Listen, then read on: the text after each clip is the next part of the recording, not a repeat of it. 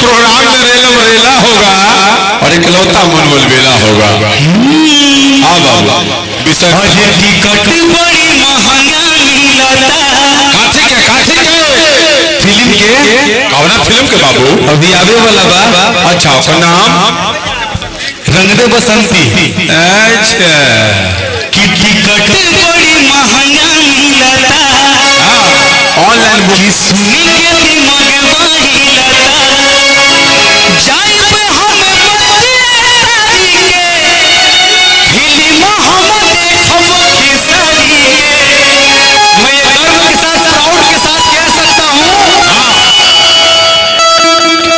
भोजपुरी में ना कोई है ना कोई होगा।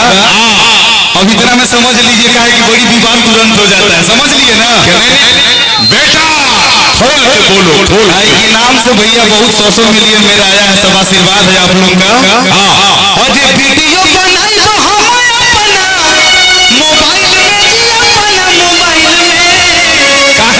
काहे जब गाना रिलीज हुआ था अखिलेश भैया फोन किए थे ये बाबू तार गाना हिट बा एगो तनी ताली करो खातिर भैया खातिर बजा दी। हां ये वीडियो बनाई हो मोबाइल में हां ये नाचो है बोलनुआ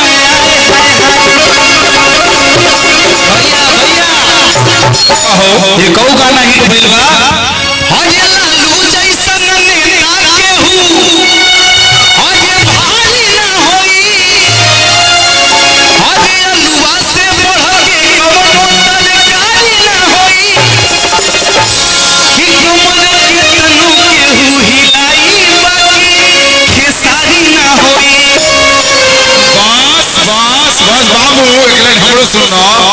कहना है मित्रों कि काश पंकज भैया कश्यप भाई मिदलपी जी कहना है कि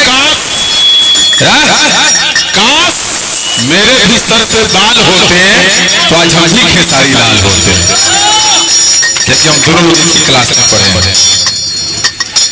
बोली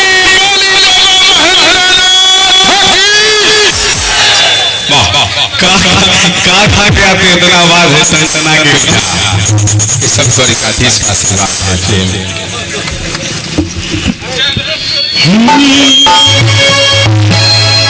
और ये वीडियो बनाई हो हमारा अपना मोबाइल में जी अपना मोबाइल में ताली बजा के भैया पूरा एकदम कैसे एक और गाना मेरा हिट मैं सब गाऊंगा कि छेड़ो जनी हमारा के गोली दी मारी और ये कटो रही तू हटे भगवाधारी ओ मेरा यारी रंगदार श्री राम के पुजारी। एक बार श्री रामचंद्र जी के लिए जोरदार ताली बजाएंगे। और ये वीडियो बनाई हो हमारा अपना मोबाइल में जी अपना मोबाइल में कैसे बाबू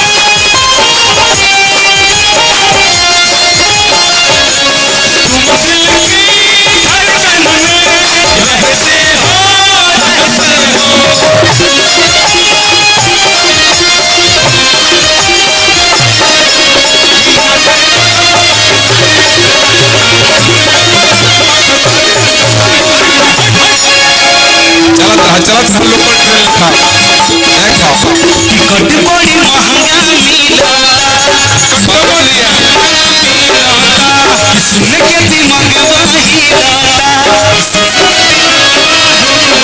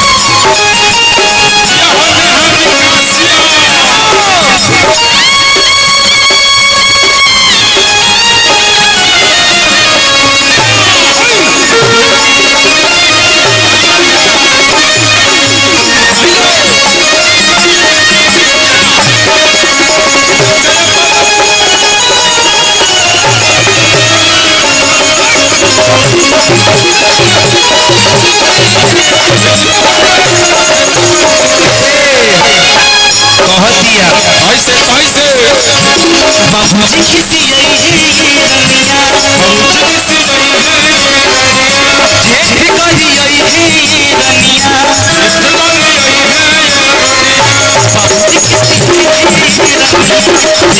जेठ करी गई है जाई में हम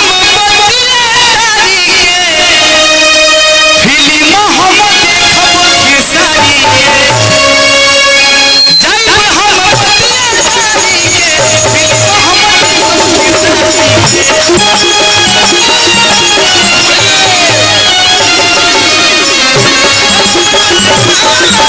देखब खेसारी के जाई में हम